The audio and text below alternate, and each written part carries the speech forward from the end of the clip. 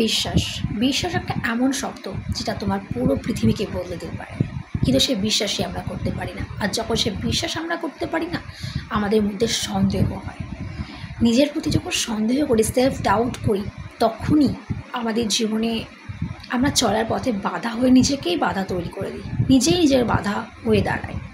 তখনই আমাদের লাইফটা পজ হয়ে যায়। তাই নিজের বিশ্বাসকে যদি তুমি জাগাতে চাও, তোমাকে আগে নিজের স্বরূপটাকে বুঝতে হবে। তুমি কে? তোমার কি উদ্দেশ্য? এই জন্মের পেছনে তোমার কি উদ্দেশ্য? ঈশ্বর তোমাকে কেন পাঠিয়েছেন এই জগতে? এই মহামানবের শরীর নিয়ে তুমি কেন এসেছো? এটা তোমাকে বুঝতে হবে।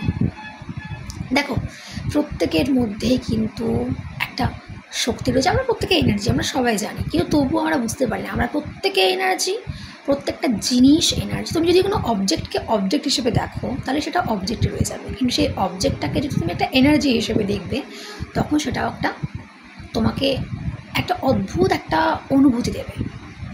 যেমন ধরো ম্যাটেরিয়ালিস্টিক জিনিসপত্র আমরা চাই, টাকা পয়সা, বাড়ি গাড়ি, আরও না জানি কী কী। তো সেগুলোকে যদি আমরা অবজেক্ট হিসেবে দেখি না, তো সেগুলো আমাদের কাছে একটা অবজেক্টে রয়ে যায়, একটা সাধারণ জিনিস যেগুলোর আমাদের একটা নিড আছে। কিন্তু যদি তুমি সেগুলোকে শক্তি হিসেবে দেখো, এনার্জি হিসেবে দেখো, যেমন মানি যদি আমার নিজের লাইফে বেশি বেশি করে চাই, তো সেটাকে আমাকে এনার্জি হিসেবে ভাবতে হবে। প্রত্যেকটা জিনিসের মধ্যে একটা এনার্জি রয়েছে, তেমনি প্রত্যেকটা মানুষ এনার্জি। প্রত্যেকটা মানুষের মধ্যেও কিন্তু অনন্ত শক্তি রয়েছে নিজের জীবনকে বদলানোর। বাইরে কিচ্ছু নেই, there is nothing around you. সব কিছু তোমার ভেতরের মধ্যে, তোমার মাথাতে রয়েছে। তুমি এইখান থেকে যখন ভাবতে শুরু করবে, তোমার আশপাশটা তুমি নিজে বদলে ফেলবে।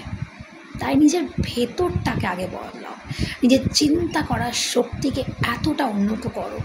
এর জন্য কিন্তু দরকার মেডিটেশন। একমাত্র মেডিটেশনের মাধ্যমেই আমরা নিজের চিন্তা শক্তিকে উন্নত করতে পারি, যার দ্বারা নিজের জীবনকে আমরা বদলাতে পারি। দেখো, মেডিটেশন এমন একটা শক্তি যেটার কোনো তুলনা হয় না। যে ব্যক্তি বলে মেডিটেশন করে কোনো লাভ হয় না, এমন কেউ বলেও না, এমন ওডাসিটিকেও দেখাবেও না যে মেডিটেশনের ফলে কোনো লাভ হয় না। এটা হতেই পারে না। মেডিটেশন এমন একটা শক্তি না যেটা তুমি কল্পনাও করতে পারবে না। তুমি লাইফে কিছু চাইছো, কোনো ডিজায়ার তোমার, আমাদের ডিজায়ার অনেক থাকে, তাই না? আমাদের অনেক বেশি উইশেস থাকে, ছোট ছোট উইশেস, বড় বড় উইশেস। সেগুলোকে পূরণ করতে আমরা চাই, আমরা ম্যানিফেস্টেশনে বিলিভ করি, ম্যানিফেস্টেশন করি। কিন্তু যদি তুমি শুধুমাত্র মেডিটেশন করো, রোজ 15 মিনিট, 20 মিনিট, 8 ঘন্টা, অনেকে তো 1 ঘন্টা মেডিটেশন করে, অ্যান্ড ইটস ভেরি পাওয়ারফুল। তুমি শুধুমাত্র মেডিটেশনের দ্বারা নিজের স্বরূপটাকে জাগাতে পারো। চাকরা মেডিটেশন করি আমরা, এটা নিয়েও ভিডিও বানাবো আমি। চাকরা মেডিটেশন এটা একটা এমন পাওয়ারফুল মেডিটেশন, নিজের চাকরাসকে অ্যাক্টিভেট করে। আমরা 7টা চাকরাস রয়েছে, ঠিক আছে? মূলাধার চক্র থেকে আরম্ভ করে একদম মাথা অবধি মণিপুর চক্র পর্যন্ত 7টা চক্র রয়েছে। তো সেই চাকরাসগুলো অ্যাকচুয়ালি আমাদের ভেতরে আমাদের শক্তিকে, আমাদের স্বরূপটাকে উদ্ঘাটন করে।